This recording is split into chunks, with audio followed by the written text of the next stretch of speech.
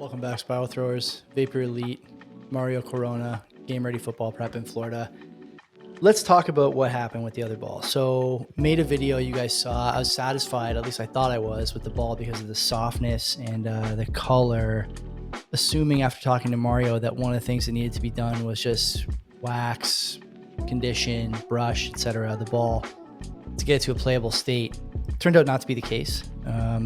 He said that a few balls he sends out every year do come back. It's too slick.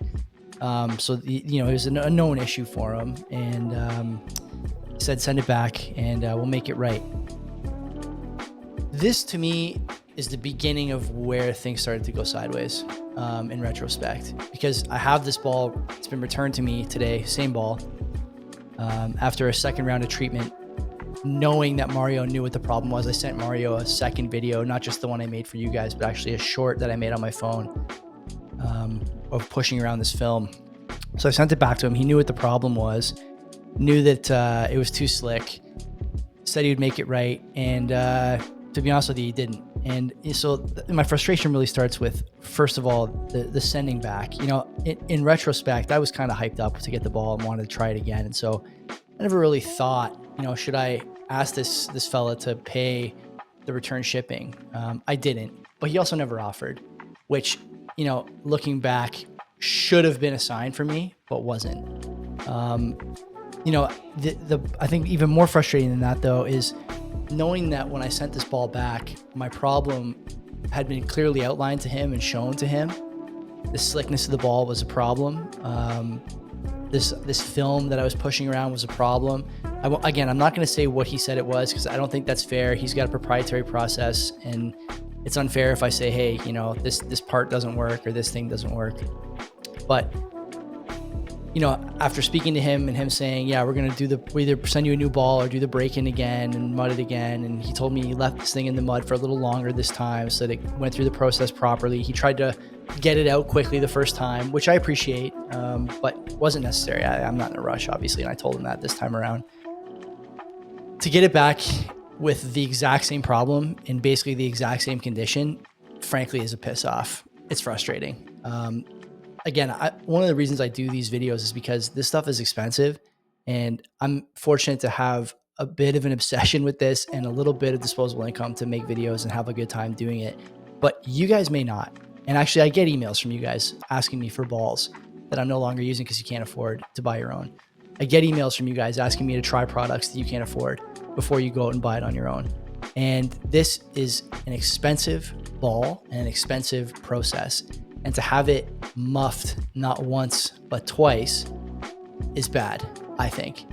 When I received it again today, I had to pay, obviously, the duties a second time. You don't want to know how much I'm into this ball, okay? But it's a lot, especially for the product I'm getting. The issue is that the ball is still too slick.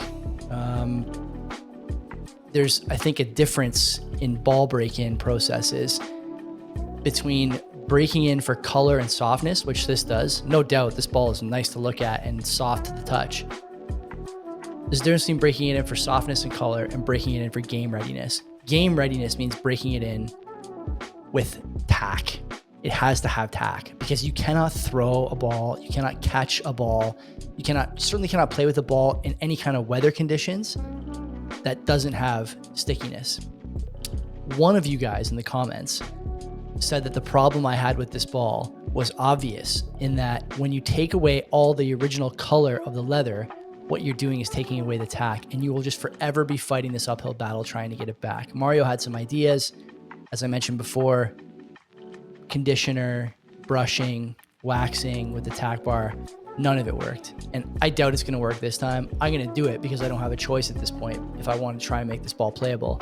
But unless something changes, you're not going to see another video on this ball unless, it does somehow make a miraculous recovery. When you don't break in for tackiness, you don't have a ball that you can play with. And when you don't have a ball you can play with, you may as well not have a ball at all. That's super frustrating. If I look at some of the other balls I have here, just to do a comparison to show you that I'm not going crazy and that you can, make your own decisions here. The Dime, which obviously ships this dark leather color, it's uniform, it's sticky, it's tacky, it's pre-broken in, right? Whatever Adidas calls their broken in leather. And most importantly, if I squeeze it as hard as I can here, okay, and I'll show you my forearm. If I squeeze it as hard as I can, okay, that is as hard as I can squeeze. It doesn't come out of my hands. If I go to my dime or my GST that I use every weekend, this ball again has not been mudded, shipped this way. It's only been brushed, conditioned, and waxed. And it's not even waxed recently. There's this big scuff from the weekend. This ball is not coming out of my hand, no matter how hard I squeeze. Maybe most frustrating, you may remember this ball. I mudded this and broke this in on this channel with mud from my backyard and stuff that I had lying around.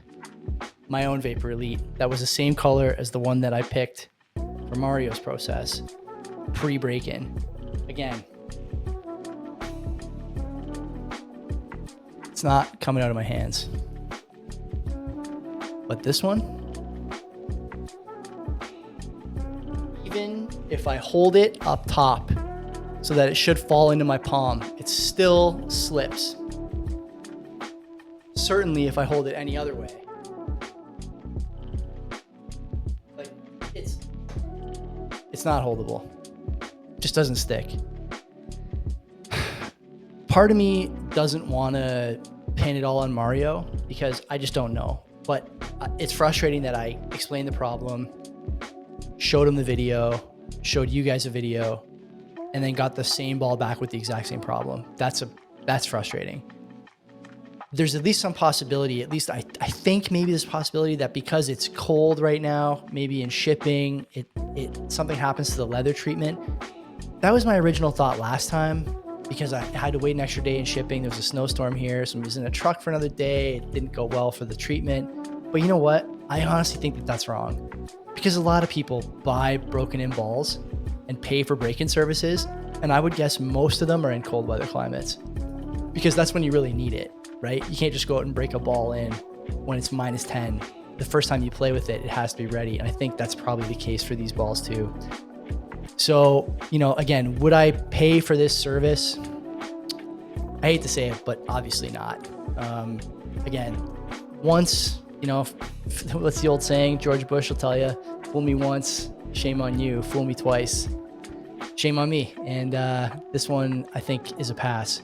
Before I go, I'll let you know that Grip and Rip Football made a comment on, I think, another break-in video that I did. Could have been the original Vapor Elite video.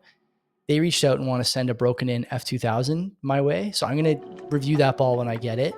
And I'm going to be just as hard on them as I was on Mario because I have an F2000 that I mudded myself, broke in myself, and feels really good. And I use mud from my backyard. So let's see if the ball they send is as good as the one that I did myself.